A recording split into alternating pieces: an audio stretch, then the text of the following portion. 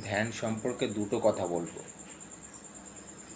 আপনাদের ধ্যান সম্পর্কে ধারণা, জ্ঞান ক্রিস্টালের মতো ক্লিয়ার হয়ে যাবে। প্রথম,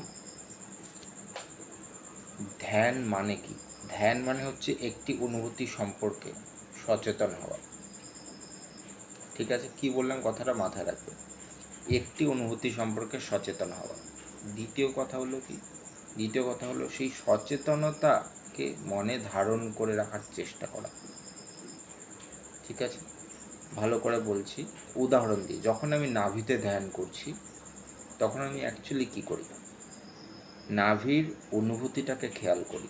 অর্থাৎ কি, নাভির যে অনুভূতি, সেই অনুভূতি সম্পর্কে সচেতন হচ্ছি, প্রথম কথা। দ্বিতীয় কথা কি করছি আমি? দ্বিতীয় কথা হচ্ছে ওই সচেতনতাটাকে মনে ধরে রাখার চেষ্টা। এই ধরে রাখার চেষ্টাটাই হচ্ছে মূল, একেই হচ্ছে ধারণ। এই ধারণ থেকেই তৈরি হয় ধারণা, এবং ধারণা থেকে আসে ধ্যান। একটা কোনো বিষয়কে আপনি যদি 12 সেকেন্ড ধারণ করতে পারেন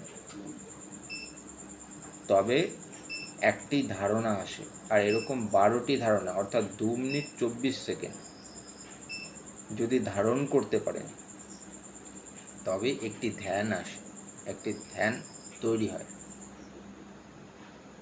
জয় শিব।